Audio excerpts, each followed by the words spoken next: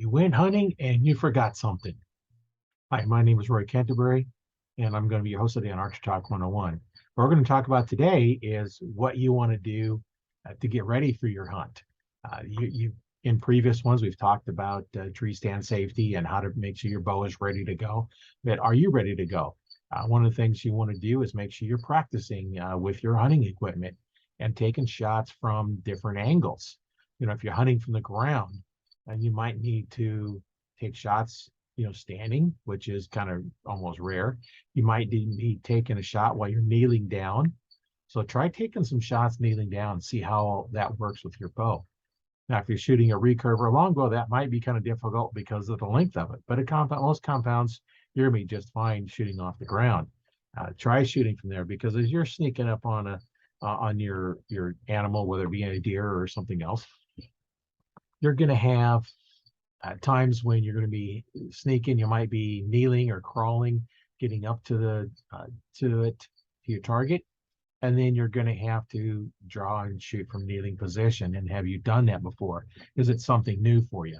You don't want to have the first time you try shooting off your knees being the first time that you have to make the shot and make it count. If you're shooting from a tree stand, you might want to set one up. If you have a place you can set one up and take some shots at it, standing in there, take some shots sitting down. If the tree stand has a seat in it, which a lot of your hang on tree stands do, some of your platforms don't, your ladder stands, but try shooting sitting down at different positions. I know one time I was sitting down because I couldn't stand up, took the shot, and my lower limb hit the tree stand. And guess what? I didn't even come close to hitting the deer. So you want to practice on there. That's something that I didn't do at that time. So I learned from my mistake here is you want to practice from your tree stand if you can set it up, and then try shooting at different angles. Try shooting, straight. I have to turn around to be at a weird angle. When you're trying to shoot, they come in. Your right hand, you're set up for left-handed shot, but they come off your right-hand side. So now, how much can you move to shoot off to that wrong side and still make a good shot? And then you have to practice shooting down because you're in a tree stand. And if that deer comes in, 10 yards, you're going to have to shoot it differently than if it's 20 yards. Or if it's in at 5 yards, you're going to shoot them differently because remember, your form is not just dropping your arm. That changes everything. You have to bend at the waist. So have you practiced bending at the waist, bending down all the way until you get to a point where you're bent over quite a ways. You might have to get out the lean to get around a tree. So how trustworthy of your safety harness? Because remember, you're up in the tree stand, you have a safety harness on. And depending, getting to know where that's at, how far you can get close to the edge without stepping off and still be feeling safe. So you're going to practice all those things. That's just, practicing getting ready for the hunt. Now, the next one to go into is your tree stand. Do you have your tree stand already set up? Is it a place that you can go set up a tree stand and leave it there prior to going hunt? Or do you have to set it up the day you go out and then pull it in that night when you're done hunting? If so, you're going to have to plan your hunt a little bit differently because you got to remember you're going to be going out there and setting up your tree stand. So you need to make sure you know how to set it up in very low light. So if you have a tree in your yard, sometime go out in the middle of the night, set your tree stand up in your own tree, just to see how it's going to work. If you have a ladder stand, can you set it up by yourself, or is it one that you need to have somebody there to help you? That's all stuff you need to figure out ahead of time before you just go say, oh, I'm gonna go hunting today and have nothing planned. So that's something you want to do. And then of course, make sure you pay attention to your safety climbing up in your tree stand when you're setting it up. Remember, go back to the tree stand safety where we talked about putting your tree stand up safely, where you're always tethered to the tree the whole time going up. Whether you're using a limeless line or you're just using your strap to go around, you always want to be strapped to the tree. Don't depend on you hanging on. So now we've got the tree stand. You decide we're going to be there. Now, if you're going to use a blind, if you have your blind set up, you need to set it up ahead of time. Have you set your blind up in the dark? Because when you're going out, set it up before hunting, it's going to be in the dark. Unless you hunt evenings and then you have daylight to set them up. But I like to hunt mornings because there's a lot of good activity first thing in the morning and then last thing at night. The advantage of the morning is I have the whole day to look for signs, when you shoot the deer or whatever the animal is, you have time, you can track it in daylight. Once it gets dark, it gets a little more difficult to track. So I prefer the morning hunts, in which case I'm setting up in the dark. Have you climbed in your tree stand safely? Because remember, the last thing you want to do is fall out of your tree stand. If you remember back to tree stand safety, that is the number one reason why an archer will get hurt, injured, or even killed, not come home from a hunt, is because they fell out of a tree stand. So now then you need to let's look at clothes. Uh, that is kind of open depending on where you're hunting.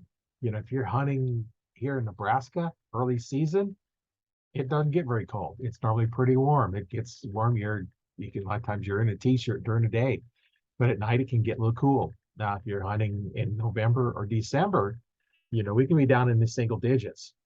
So you need to prepare for that. So what kind of clothes are you going to wear going in? Are you going to wear your big coveralls to sit in there because it's going to be, around freezing or a little bit below, still in the double digits, but it can get really cold. Do you have the clothes for it? You want to make sure you have the proper clothing to go out there and spend the time. I know when I first started, my boots weren't really, they were insulated, and I had maybe a couple hours and my feet were starting to get cold. So I was done. Now I have a lot better boots, so my feet don't get cold like that. But that's something that you need to look at, is the clothes, depending on the weather you have. Do you have weather that is going to be uh, getting really cold or really hot? If you're hunting like in some of the southern states, don't really get that cold normally. So now you're dealing with, hot and humid during the day. It's going to be even hotter. So you might need to have something in the morning to cover up with that you can shed. That's the thing you look at, is when you're walking in, how much are you going to generate heat and walking in? So now if you come in, wintertime here, it's going to be cold, it's going to be cold. You have your big heavy parka, your big heavy bibs, and your big old heavy boots on. You walk in, by the time you get in there, now you're sweating because it's so cold, but you got too much on.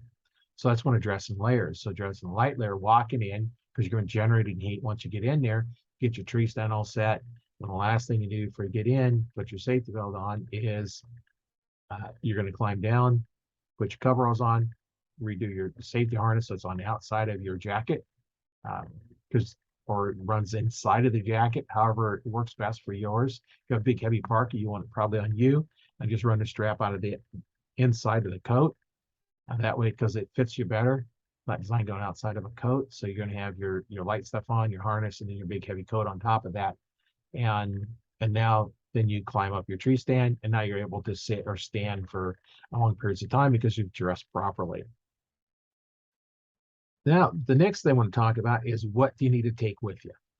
Now, of course, if you're bow hunting, which is what this channel is about, you're going to have your bow, your arrows, and if you're using a release, your release. You want to make sure you have all those. If you have a release that will actually hook on to your string, don't do that walking in. It's too easy to have something hit it, and then now you've lost your release. And now you're done hunting because you don't have a release. Unless you practice your bow with fingers, you can normally shoot a release. It's not going to shoot the same. It's going to be completely different. And have you practiced it? And that's something you want to look at. Now, a lot of the new bows will get really short, like 28, 29-inch axle to axle length. That string angle is so sharp, you can't get your fingers in there very well. So you take your 3 fingers, and now that is going to squash all them. Now, even when they had longer ones, what happened to me is my ring finger would start going numb after I shot with fingers for a while, because I was used to, shooting recurves, and, they're longer. So my ring finger would start going numb from shooting. So I had to go to release because of the pinch. And that was on your 28-inch axle bows. Now they're, you've got 10 inches less, 28 to 30 to 32, and they're getting even worse. So have you practiced with that? So now if you have a release, buy another release or a backup release. Keep that in your backpack. Now, I don't have to be a nice one like your first one. I have a handheld that I use. It's a fairly expensive release. And I have another handheld I have as a backup. It's not near the quality, but it's like a third the cost. Then in wintertime, because I don't like using a handheld because I have my hand over so I can feel the release, I have a strap-on one. And that one is there. And then I also have a Velcro one. There's an extra one. Now I don't carry all those with me. I'll carry my main release and then the strap on, the strap release on, the wrist strap. And that's because when it gets really cold, I don't like putting that cold metal in my hand because, if it's 10 or 20 degrees out, that metal is going to be 10 or 20 degrees in my hand and it's hard to hold it like that. So I use the wrist strap one when it gets really cold. And because the way I shoot my form, it doesn't matter which release I have. The only thing changes is the position of my hand on my face from here to here. My hand turns a little bit depending on the release I'm using. So that's the same because I use my anchor point. I got a kisser button, a nose touching the string, and then the peep. By the time those three are lined up, doesn't matter what my hand's doing because those are all lined up. So now, what do you carry in your backpack? Now, one, water. You must have water with you because you get out there, you need some water to drink. And then food, depending on, if it's one day, you can take some snacks. Sometimes it's nice to have a little something to munch on if you're going to be out there for all day. If you're going to do a morning hunt, eat in the morning, and then you'll be back by noon, there's probably no reason to take any food, but you definitely want water. Then the next thing, you want to make sure you have a first aid kit.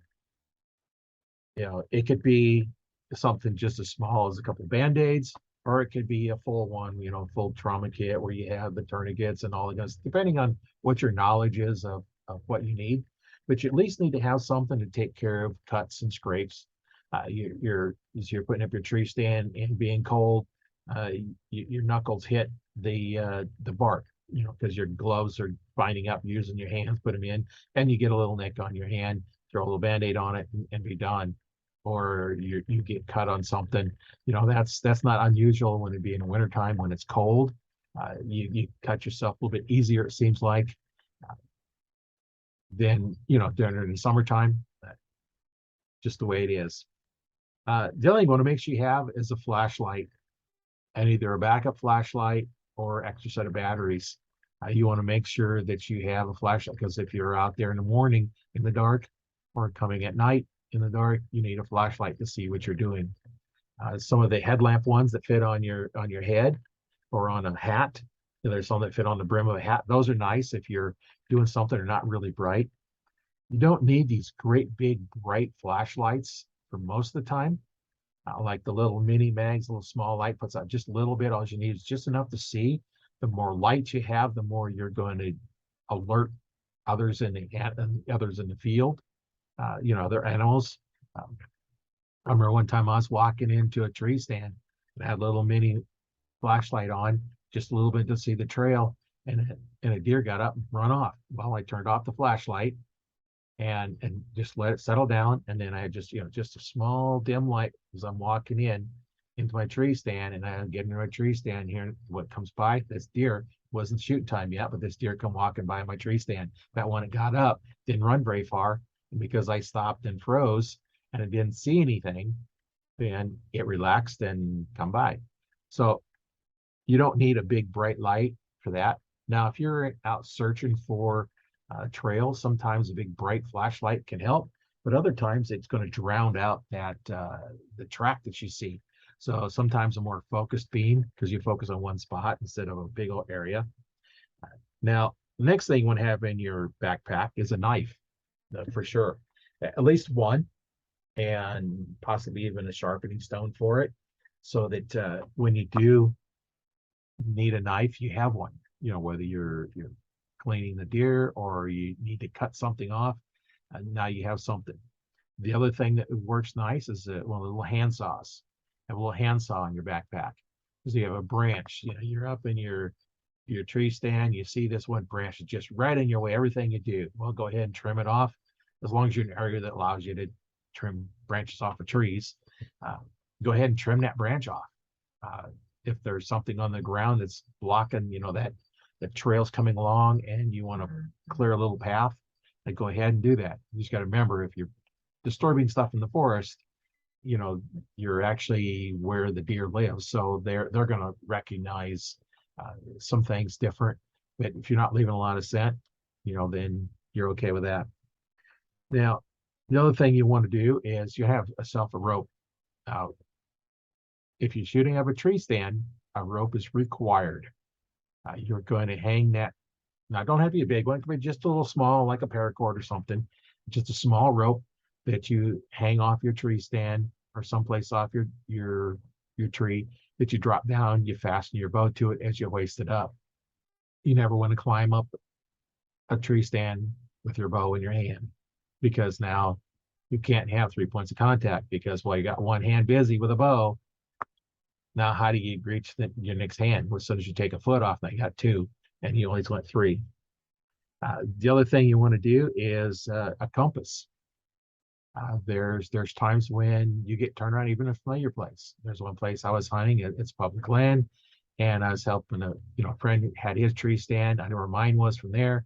I walked in, we dropped him off. I wanted to go find mine, and I ended up walking right past my tree stand. Okay, this area is not right. I walked all the way down past it. I still couldn't get to it. And I was like, okay, now I'm turned around. Took out my compass. I knew which direction I had to go. I got out, went back in, walked straight to my tree stand. But without that compass, I was like, okay, I'm turned around which way. I had to keep walking until I found something I knew. Either it was the river or the other end of the property or out to where I needed to on the walkway. So sometimes that can help you. If you're in a big area where you're not sure where you're at, you can be, it's like you hunt great big old property. Say that you're in the mountains or something. You might need a compass to know where you're at, because you can't always depend on your cell phone getting signal to give you a GPS tracking. And one thing you want to remember is take some extra clothes. If you're not expecting to spend a night and all of a sudden you have to spend the night, you might need some extra clothes, or even if it just gets cold. Sometimes it's nice to put on extra clothes. And that's another point you want to look at is, when you're wearing all those clothes, can you draw your bow? How does it affect your shooting? Try shooting with all those clothes on. Now, it might be, if you're shooting, in the summertime getting ready, it might be first thing in the morning, you get up, you put on your hunting clothes, and you take a few shots before it gets too hot, and you just start roasting in your big winter clothes. But try them and see, because that's going to change the way things are shot. So now the next thing you want to have is something to make a shelter out of. Now, it could be part of your extra clothes you could use to make a shelter, or it could be a tarp that you carry with, a small one. It don't have to be one of the great big ones, just a small one, or even one of those space blankets. Those take up almost no room at all. And they actually work pretty well at keeping your body heat in. So you could throw one or two of those in your backpack and have one you can lay down on the ground. One thing we do on the ground is just go ahead and you gather up some leaves and whatever, give you a little insulation between that and the ground if you have to spend some time outside. Next thing is, if you're in an area where it can still be raining, like Nebraska early season, we're going to have rain September, October. We could have rain, sleet into November. December, not normally any rain, but we could have snow. You want to have something to protect yourself from the moisture. And one of the little rain gear, take some rain gear with you. That could be one of those disposable little one-time use ponchos. Those work, at least keep the moisture off, the rain off of you. Now, some of your hunting clothes are naturally kind of water resistant.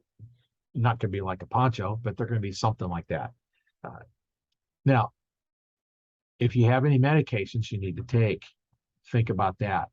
Because if you're going to be out there just till noon, you might be all right. But say you end up being all day long, do you have meds you might need to take that night? Or let's say you end up getting stuck and you have to spend a night. What do you have to have? Can you get by without them till the next morning? So that's something to think about, is that.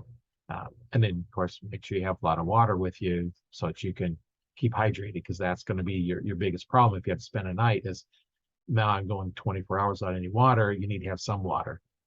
So that's what you need to do, is take some of that. Now, probably one of the most important things that you can think of, or that I can think of, that you need to let somebody know what your plans are, where you're going, where you can be at, and when you plan to be home. Because where you're going, it could be, I'm going to um, this person's farm, I'm hunting his farm, and I'm going to be set up on this part of their farm, and I should be home. You hunt till sunset, uh, a little bit after sunset, so within an hour there. So you can say I should be home within an hour after sunset, uh, depending on how far you are away. And that's where you take your phone with you. So if you go out and say you're trying to track something, you're tracking, and it start getting late, pick up the phone and say, hey, I'm tracking a deer or whatever you're tracking. I'll let you know, when I find it. Then you find it or you give up, and then just call and say, hey, I'm on my home.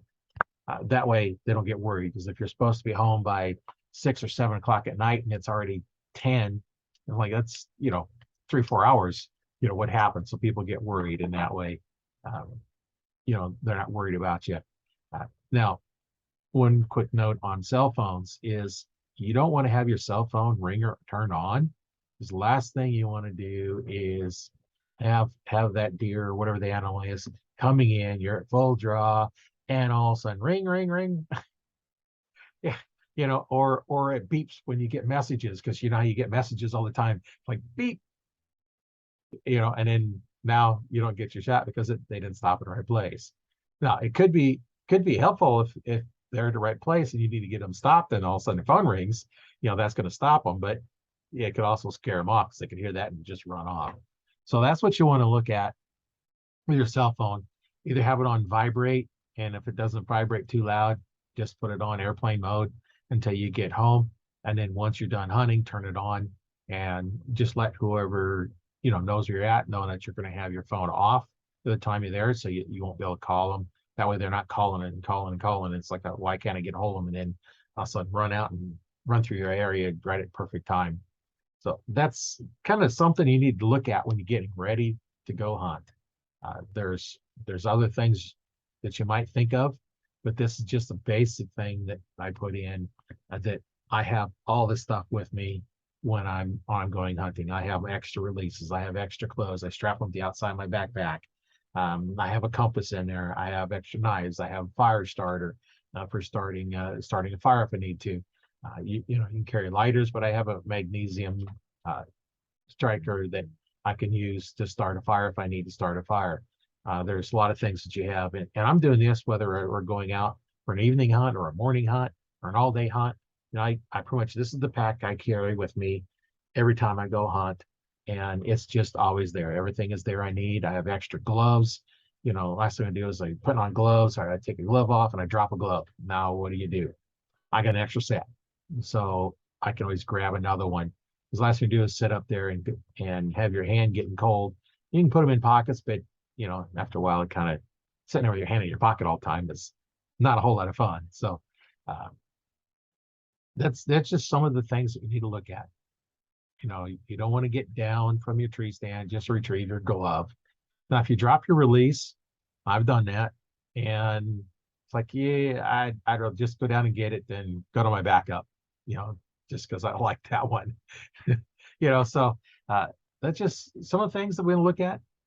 Now, one of the things that I do have available for those that would like to get better at shooting is I have a archery coaching program. It's taught through some videos and online through a Zoom call. And what I'm offering is a free 15-minute consultation call if you'd like to see if coaching might be something for you. It may or may not, but in our questions, we can talk about it a little bit and see if coaching might be for you. It might not, and we can determine that. And it's a free 15-minute call. I'll leave a link in the description below on how to get the form to apply to get that 15-minute call. The other thing you can do to get some information, it's not quite so personalized, but Archer Talk 101 Facebook group is a group for archers to pass information back and forth. You can upload your forms, and you can check your forms, questions on your bow. We have bow techs with over 20 years of experience. We have archery instructors with over 25 years of experience. We have archers that are brand new, have just barely starting out, struggling with everything. We have archers that have been in shooting for 50, 60, 70 years in the group as well. Everybody has their own insight. Be active in there. And I'll leave a link to that group down below.